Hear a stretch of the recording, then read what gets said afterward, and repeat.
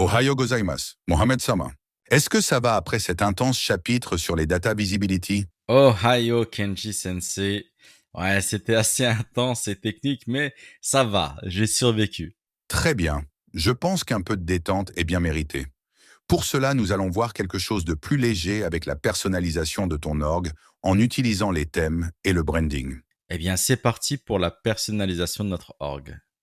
Nous allons personnaliser ton org avec les couleurs et le logo de CRM Dojo.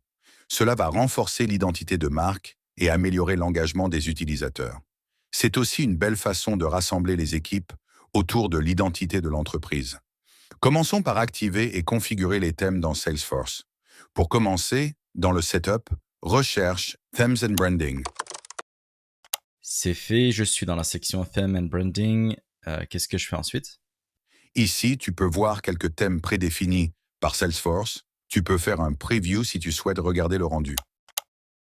Sympa, n'est-ce pas? Ouais, pas mal.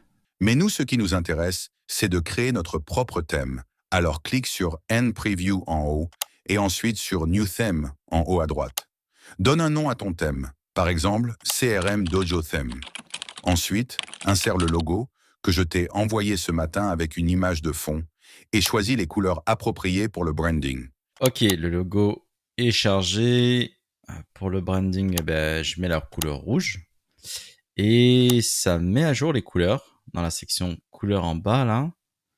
Et juste, je vois une option pour A Ride Accessible Brand Color. À quoi ça correspond? Eh bien, Salesforce génère une palette de couleurs conforme à certaines normes d'accessibilité à partir de ta couleur de marque. Tu l'as remarqué, lorsque la palette a changé après avoir appliqué le rouge. L'option Override Accessible Brand Color permet de remplacer cette palette accessible par la tienne. Cependant, cela peut rendre certains textes moins lisibles et créer des problèmes d'accessibilité. Ok, donc vaut mieux rester prudent et pas prendre de risques avec cette option qui va peut-être nous causer des soucis avec tout ce qui est lecture de liens ou de boutons. Donc, vaut mieux rester tel quel. Oui, il vaut mieux. Il est souvent préférable de laisser Salesforce gérer l'accessibilité des couleurs. Ok, il me reste juste l'image de fond et le reste reste comme ça. Donc là, c'est bon, je peux sauvegarder. Oui, tu peux enregistrer. Et maintenant, tu peux l'activer en cliquant sur Activate.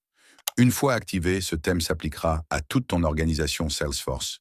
Ah ouais, ça rend plutôt bien, hein. On a vraiment l'ADN CRM Dojo qui ressort. Eh bien, tu vois, ce résultat est une excellente manière de renforcer la présence de la marque dans sa propre org. Et en plus, tu peux également personnaliser l'application mobile Salesforce avec tes couleurs et ton logo. Cela permet de maintenir une cohérence visuelle sur toutes les plateformes. Tape Branding et clique sur Salesforce Branding.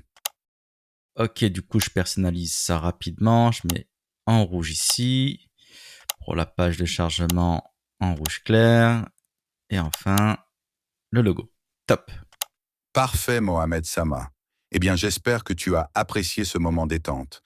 Ah oui, là, on redescend un petit peu en détente. En tout cas, cette session était utile avec cette interface maintenant qui est beaucoup plus agréable. Et pour ça, vraiment, merci Kenji Sensei pour ce cours. Avec plaisir, Mohamed San. Eh bien, je te donne rendez-vous à notre prochaine séance.